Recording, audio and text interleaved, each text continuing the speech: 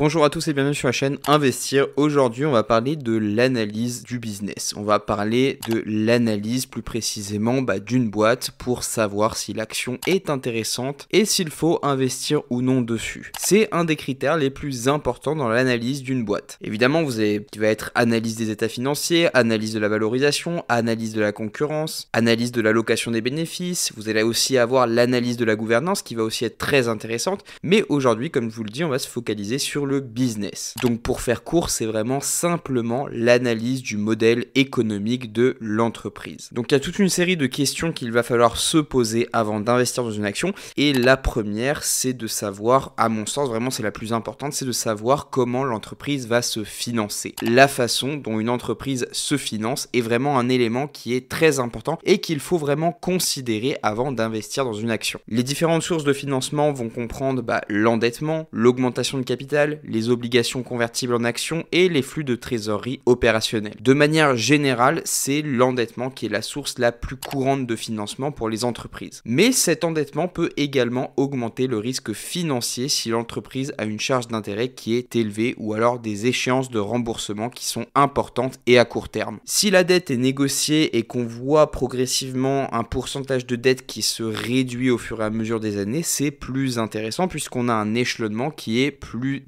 étalé. Ensuite, on a l'augmentation de capital qui est aussi un autre moyen de financement. L'augmentation de capital peut être un signe de confiance de la part des investisseurs si l'entreprise réussit à lever des fonds de manière importante. Donc en général, une augmentation de capital, c'est plutôt bon signe. Ensuite, on a les obligations qui sont convertibles en actions. En fait, ce sont les instruments financiers qui vont combiner des caractéristiques liées aux obligations et aux actions. Donc pour ceux qui n'ont pas vu ma vidéo sur les obligations, je vous invite à la regarder, ça vous aidera à comprendre ce que c'est qu'une obligation. Donc ces obligations qui sont convertibles en actions peuvent offrir des avantages qui sont pour l'entreprise très intéressants, comme par exemple un coût d'emprunt potentiellement plus faible et qui va permettre aux investisseurs de participer au gain potentiel de l'entreprise. Par contre, ça va diluer le capital social. Donc ça demande quand même une analyse qui est relativement fine. Ensuite, on a les flux de trésorerie opérationnels ou alors le cash flow opérationnel comme je vous le décrit simplement dans pas mal de vidéos. Ce sont tout simplement les entrées et les sorties de trésorerie qui sont générées par l'activité principale de l'entreprise. C'est bien évidemment un indicateur qui est extrêmement important de la santé financière à long terme de l'entreprise. Ça montre si elle est capable de générer suffisamment de liquidités pour financer ses activités tout en remboursant sa dette. Une fois que vous savez comment l'entreprise se finance, il faut se poser d'autres questions. Notamment, une des questions que je me pose régulièrement, c'est le modèle économique. Quel est le modèle économique de l'entreprise? Donc ça se réfère à la manière dont elle crée de la valeur et elle génère des revenus. Ce qu'il faut savoir, c'est si l'entreprise a un modèle économique qui va être viable et durable et comprendre la nature de ses revenus. Donc en ce qui est des revenus, il faut savoir si c'est des revenus récurrents, donc par exemple des abonnements, des contrats à long terme, des renouvellements, des licences ou encore des produits de consommation courante. Cette récurrence des revenus va pouvoir donner de la visibilité et de la croissance à une entreprise. Quand une entreprise a des revenus qui vont être récurrents,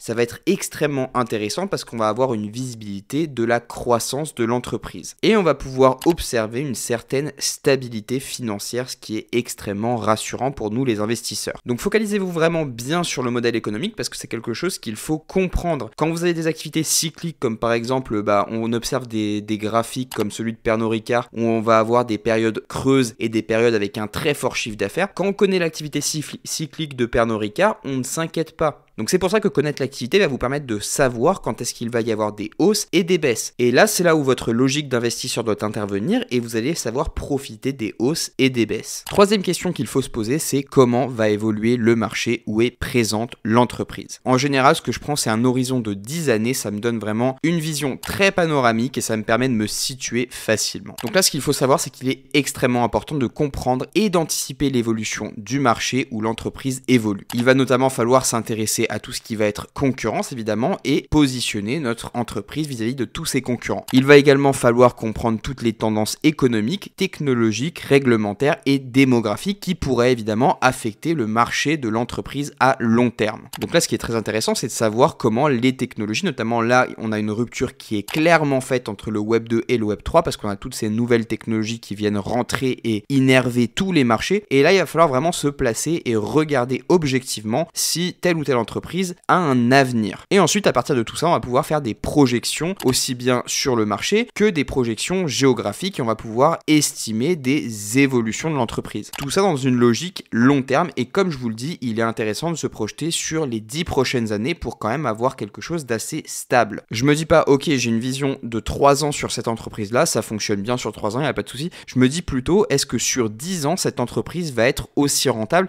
et va avoir une croissance qui va être toujours constante. Ensuite, quatrième question à se poser, c'est quels sont les bénéfices clients des produits ou services. Donc les bénéfices clients des produits ou des services proposés par l'entreprise sont extrêmement importants car ils vont déterminer tout ce qui va être durabilité du business. Les avantages concurrentiels et la proposition de valeur qui va être unique va pouvoir aider justement l'entreprise à se démarquer des concurrents et à gagner des parts de marché dans un même secteur. Ça c'est très important, c'est ce qui va faire que l'entreprise va se démarquer des concurrents et gagner le maximum de parts de marché possible. Donc ça va être tous les avantages comme par exemple la qualité, la durabilité, le design, le coût, la commodité, l'efficacité, l'innovation, etc., etc. Mais on a aussi tous les facteurs annexes, notamment tout ce qui va être volet RSE, volet environnemental, etc., qui va améliorer justement l'image de marque par rapport aux autres entreprises, car on va pas se mentir, l'image de marque est extrêmement importante. Comme vous le savez déjà, je l'ai déjà présenté dans pas mal de vidéos. Moi, un des indicateurs les plus importants que je trouve quand je cherche justement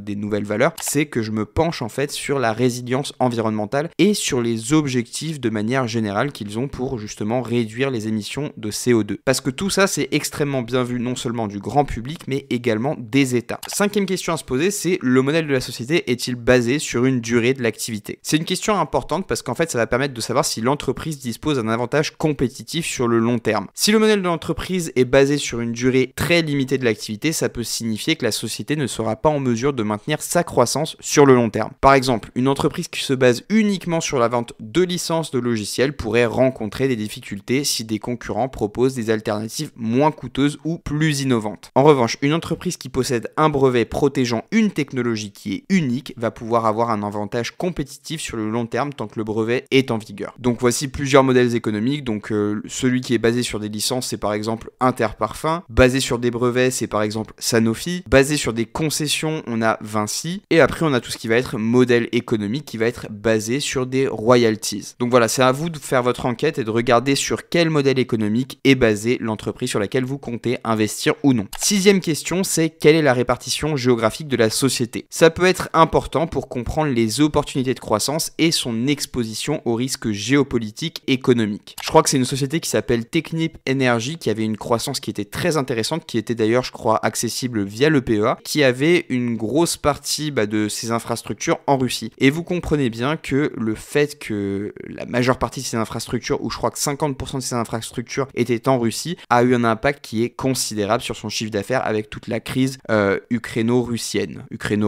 russe-ukrainienne. Ensuite, septième question à se poser, c'est quel est le seuil de rentabilité? Le seuil de rentabilité, c'est vraiment un indicateur clé qu'il faut prendre en compte dans l'analyse d'une entreprise. Il représente le niveau de chiffre d'affaires à partir duquel une entreprise commence à dégager des bénéfices et donc forcément par définition à être rentable. Connaître ce seuil va permettre de comprendre la capacité de l'entreprise à supporter des charges et à dégager des bénéfices en fonction de son activité. C'est extrêmement important de le prendre en compte puisqu'il peut varier en fonction de plusieurs facteurs comme les coûts, le prix des ventes, les volumes de vente, etc., etc. La huitième question à se poser, c'est de savoir si l'entreprise fabrique des produits qui vont se vendre quel que soit le contexte économique. On va plutôt parler de résilience du produit ou des services vis-à-vis des cycles économiques. Par exemple, tout ce qui va être produit de première nécessité comme l'alimentation ou les produits pharmaceutiques sont moins souvent sensibles aux variations qui sont économiques. Inversement, les produits de luxe ou les produits haut de gamme vont y être plutôt sensibles. Puisque forcément, quand on est dans une période de récession, les gens vont se détacher progressivement de tous ces produits-là qui sont dits non essentiels. Quand l'entreprise propose un produit qui a une demande stable, ça peut être un indicateur positif de sa capacité à traverser des cycles économiques et à maintenir une base de clients qui est solide. Je veux dire, on peut très bien se passer d'un sac Louis Vuitton, mais par contre, on peut pas forcément se passer de nourriture. Ensuite, neuvième question à se poser, c'est quelle est la stratégie d'acquisition et de communication auprès des clients. Là encore, c'est un aspect crucial, puisque ça va vraiment déterminer la manière dont l'entreprise peut atteindre et convaincre ses clients potentiels. Une stratégie d'acquisition et de communication qui est efficace peut aider une entreprise à attirer de nouveaux clients, à les fidéliser et à justement rentrer dans un cercle vertueux, puisqu'elle va améliorer forcément sa réputation et augmenter ses revenus. Inversement, une stratégie qui est inadéquate peut entraîner une faible croissance de l'entreprise et forcément une diminution de sa part de marché vis-à-vis de ses concurrents. Donc c'est aussi un critère qui est très important et qu'il faut vraiment prendre en compte et analyser. Ensuite, 10e question à se poser, c'est quelle est la répartition des différentes branches d'activité de la société. Donc ça va vous permettre de mieux comprendre la diversification de l'entreprise et sa capacité à générer des revenus à partir de sources multiples. Comme ça, vous saurez que si une crise se présente et qu'une partie de l'activité est impactée, vous pourrez